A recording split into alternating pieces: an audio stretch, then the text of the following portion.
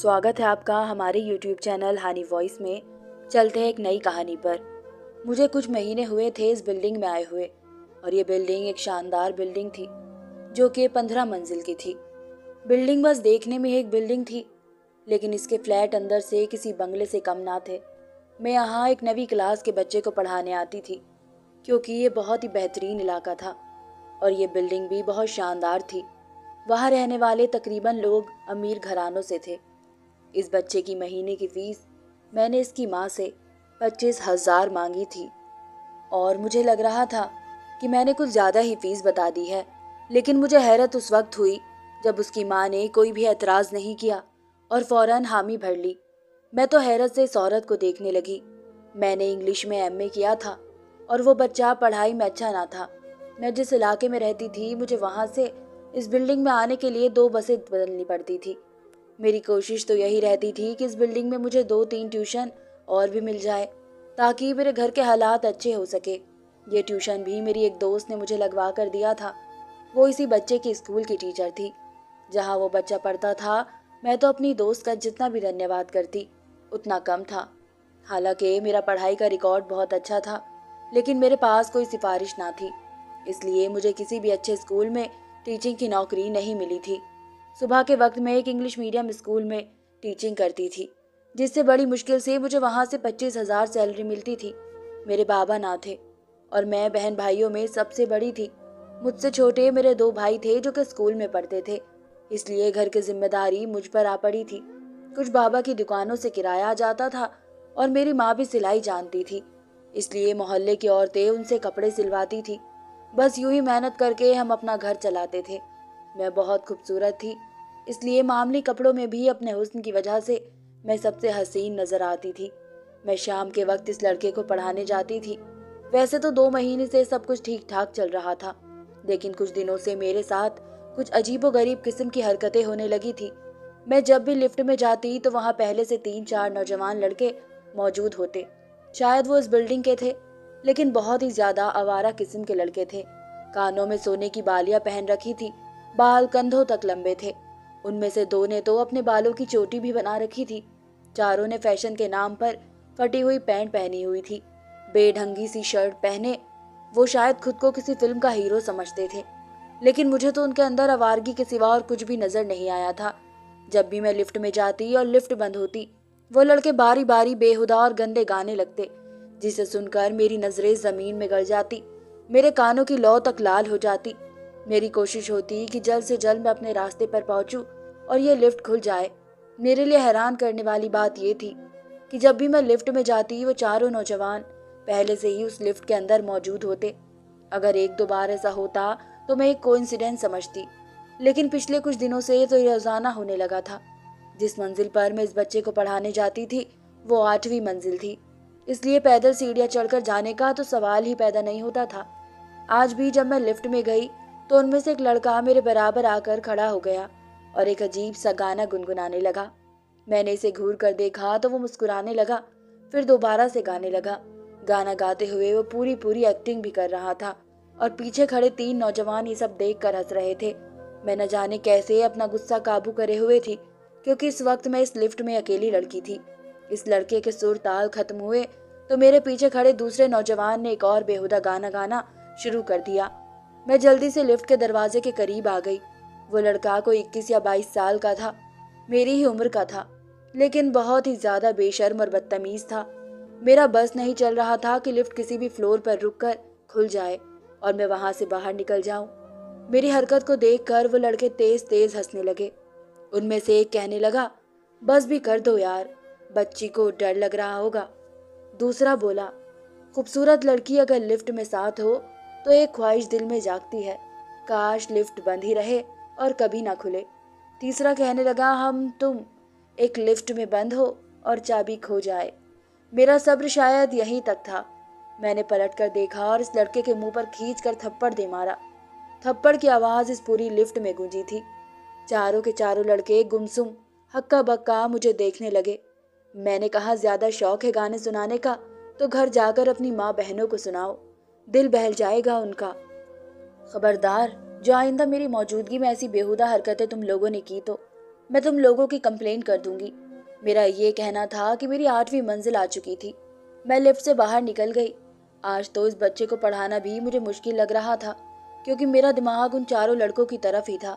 जैसे तैसे मैंने 2 घंटे उसे पढ़ाया और जब वापस आने लगी तो लिफ्ट के अंदर वह नौजवान पहले से मौजूद था, जिसको मैंने थप्पड़ मारा था।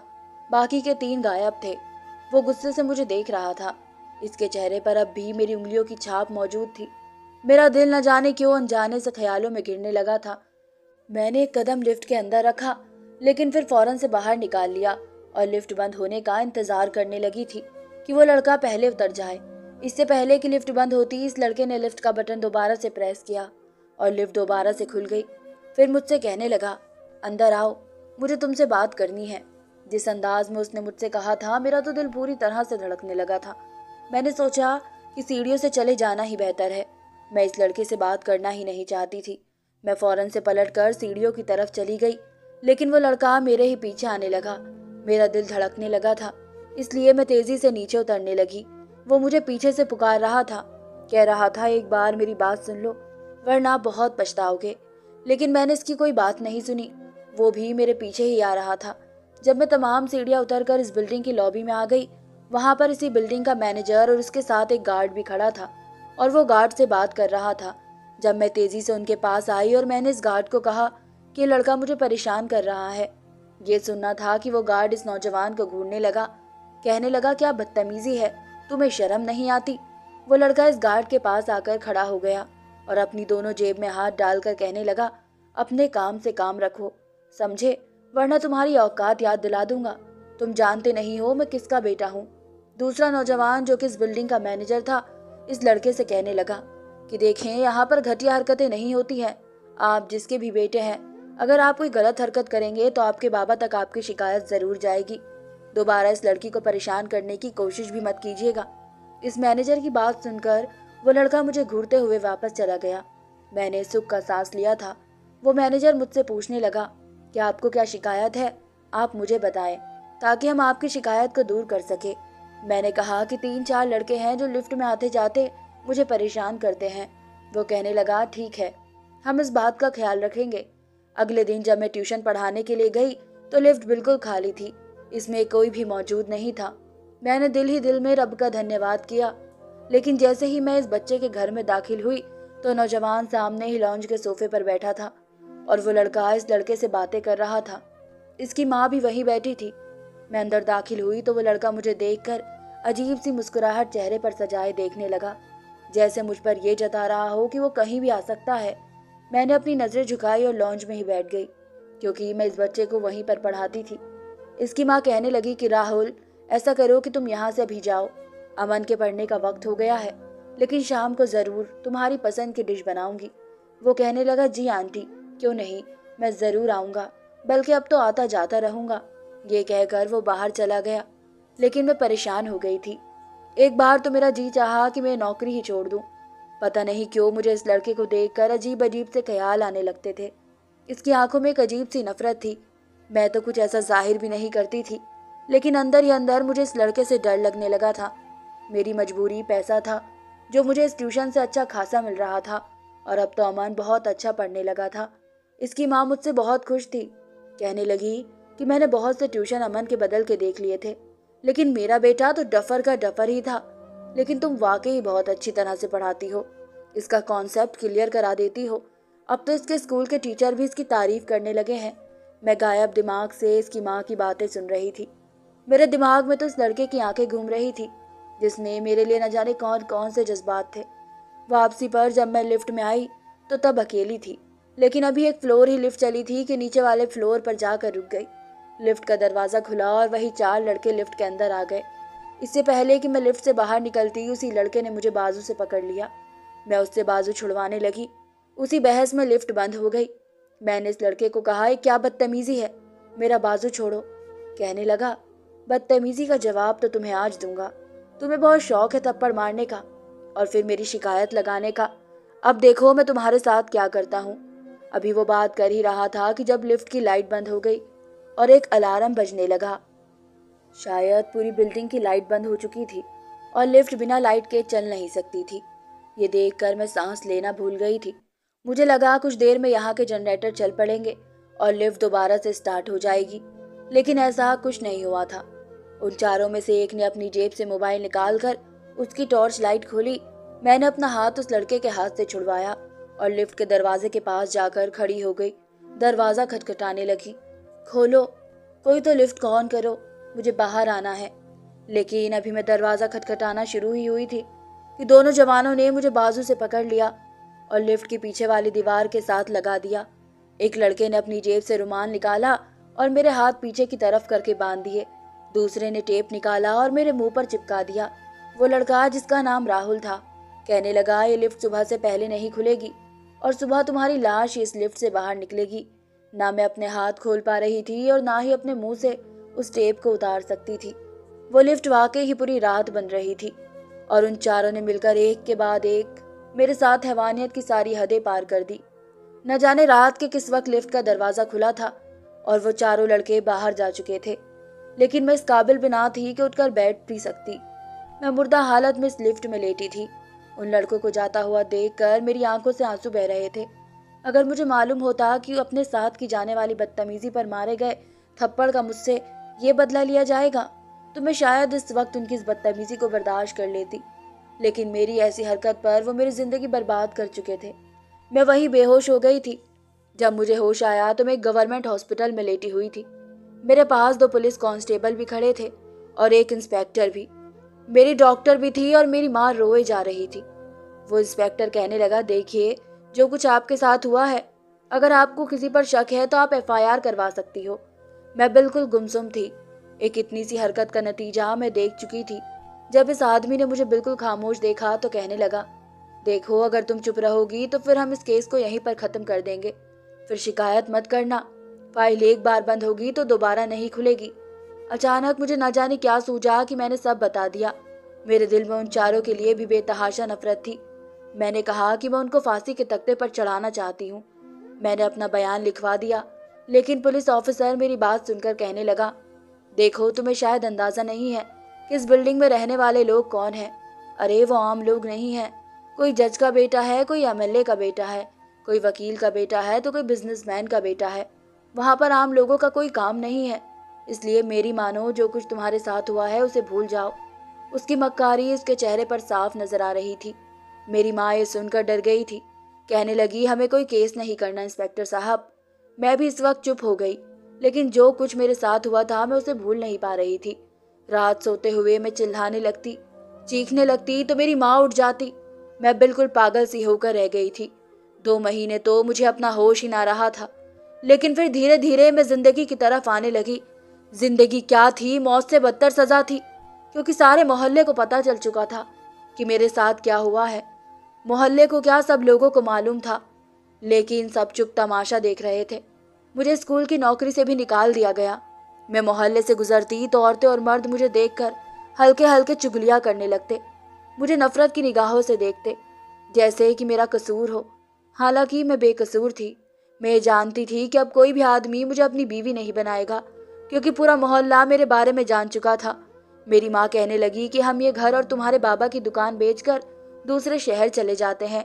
मैंने कहा, मैं ये जगह छोड़कर क्यों जाऊँ माँ? आपको लगता है कि मेरा कसूर था? मेरी माँ रोने लगी, कहने लगी, मैं जानती हूँ तुम्हारा कोई कसूर नहीं था, लेकिन जिस समाज में हम रहते हैं वहाँ औरतों का ही कसूर समझा जाता है।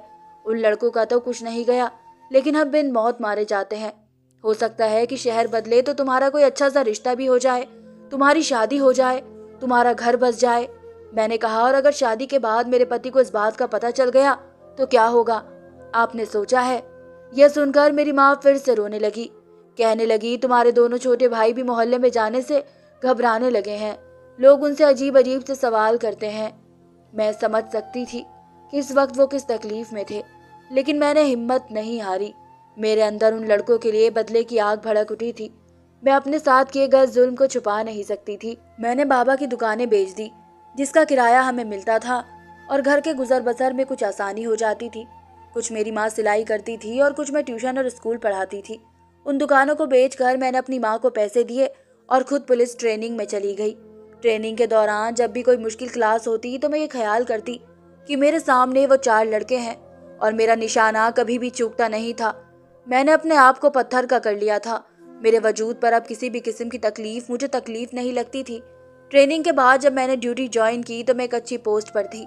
कोई भी केस जब मेरे हाथ में आता तो मैं उसे पूरा किए बगैर चैन नहीं लेती थी। मेरे ऑफिसर्स मुझसे बहुत खुश थे। एक बार मुझे एक रेप केस के लिए भेजा गया। कॉलेज की लड़की के साथ 3 लड़कों ने ये पाप किया था। मैं फौरन से अस्पताल में इस लड़की के पास पहुंच गई। इसकी हालत देखकर मुझे अपना अतीत याद आने लगा था। वो बहुत रो रही थी। उसके माँ और बाबा बेबस बस आंसू बहा रहे थे। पुलिस इंस्पेक्टर वैसे ही उसे डरा धमका रहा था जैसे कि कभी मुझे डराया था। ये कह रहा था कि उन लड़कों के हाथ बहुत ऊंचे हैं, इसलिए अगर उन पर केस करना है तो अच्छी तरह सोच लो, क्योंकि अब तक उन्हें कोई भी गिरफ्तार नहीं कर सका। मैं इस इंस्पेक्टर के पास आकर खड़ी हो गई। मैंने इसके कंधे पर जोर से हाथ मारा। इसने पलटकर मुझे देखा तो सैल्यूट करने लगा। वो पोस्ट में मुझसे जूनियर था। मैंने कहा, तुम्हें यहाँ किस लिए भेजा गया है? कि तुम उनको डराओ और धमकाओ ताकि मुजरिम सरेआम फिरे और बेबसी की पुकार सुनने वाला कोई ना हो। वो कहने लगा, मैडम जी आपको नहीं पता, उन लड़कों की सियासत में बहुत पहुंच है। मैंने कहा, तो मुझे कानून मत समझाओ, FIR लिखो। मैंने इस लड़की से कहा कि मैं तुम्हें पूरा पूरा इंसाफ दिलाऊंगी, लेकिन तुम मुझे उन लड़कों का हुलिया बताओ, मुझे बताओ कि वो कौन है। उस लड़की ने डरते हुए सारी बात बता दी। इसके बाबा और माँ बार बार यही कहते रहे कि हमें कोई केस नहीं करवाना, लेकिन मैंने उनको तसल्ली दी, आपकी बेटी के साथ हुई नाइंसाफी पर पूरा इंसाफ मिलेगा। मैंने जब इन्वेस्टिगेशन शुरू की तो वो वही 3 नौजवान थे जिन्होंने 7 साल पहले मेरे साथ भी ये सब किया था। वो इस वक्त 21 से 20 साल के लड़के थे, लेकिन इस बात को 7 साल बीत चुके थे। उनका नाम सुनकर मेरी रगों में खून खौलने लगा। मैंने उन तीनों के खिलाफ अरेस्ट वारंट निकलवाया और उन्हें गिरफ्तार कर लिया। उनमें से एक का बाप वकील था, दूसरे का बाप बड़ा बिजनेसमैन था और तीसरे का बाप MLA था। जब मैं उनके गिरवान से खींचकर हथकड़ी लगाकर अपने साथ पुलिस स्टेशन ले जाने लगी तो उनके बाप कहने लगे कि तुम्हें बहुत पछताना पड़ेगा, तुम्हारा ट्रांसफर करवा दूंगा। दूसरा कहने लगा, तुम्हारी नौकरी से छुट्टी करवा दूंगा। तीसरे के भी कुछ ऐसे ही ख्याल थे, लेकिन मैंने कहा कि कानून सबके लिए बराबर है। जाओ जाकर अदालत में बात करो, तुम भी यहीं और मैं भी यहीं। देखते हैं कि इस बार जीत किसकी होती है। मेरे दिल से अब डर खत्म हो चुका था। मैं कमजोर सी लड़की नहीं रही थी, बल्कि अपने इस कमजोरी को मैंने खत्म करके ताकत में बदल दिया था। मैं उन तीनों लड़कों को गिरफ्तार करके जेल में डाल चुकी थी, उनके खिलाफ FIR लिख चुकी थी, इसलिए बिना अदालत के धक्के खाए हुए वो लड़के बाहर नहीं जा सकते थे। मैंने अपने ऑफिसर से कहा कि उनकी रिमांड मैं खुद ही लेना चाहती हूँ। ऑफिसर मेरी बात सुनकर हैरत का शिकार थे। कहने लगे, देखो हमें ऊपर से कॉल आ रही है, हम शायद उन्हें ज्यादा देर तक जेल में बंद ना रख सके। मैंने कहा कि हमारा मसला ही यही है कि हम पुलिस वाले बड़ी मेहनत से भाग दौड़ करके अपनी रातों की नींद खत्म करके लोगों को जब सुख चैन देना चाहते हैं, इंसाफ दिलाना चाहते हैं, तो ये ऊपर की कॉल आकर हमारे सारे किए कराए पर पानी फेर देती है। वो कहने लगे, देखो तुम्हारा काम था गिरफ्तार करना, वो तुमने कर लिया, बस कल ही उन्हें बड़ी जेल में शिफ्ट करवाने के बाद तुम्हारी ड्यूटी खत्म है। मैंने कहा, जी ठीक है।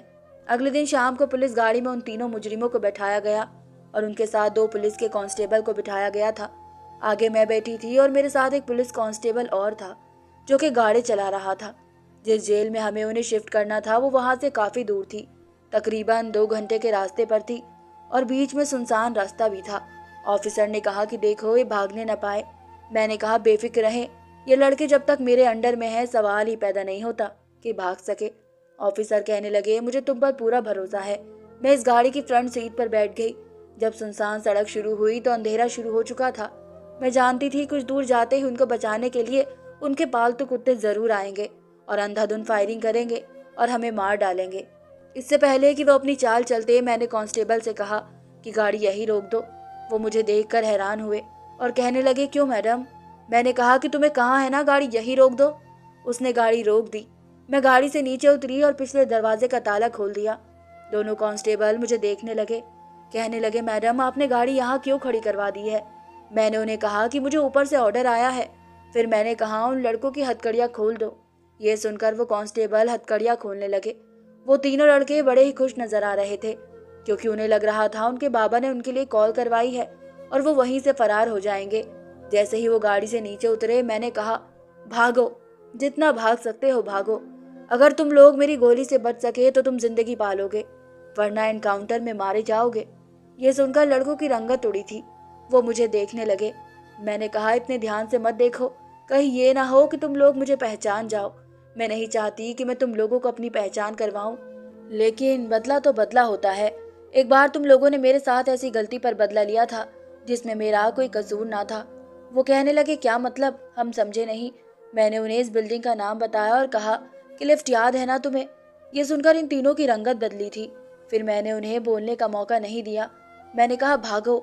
ये कहकर मैंने एक गोली हवा में फायर की। यह सुनकर वो भागने लगे। अभी वो कुछ दूर ही पहुंचे थे कि मैंने तीनों को गोलियों से भून के रख दिया।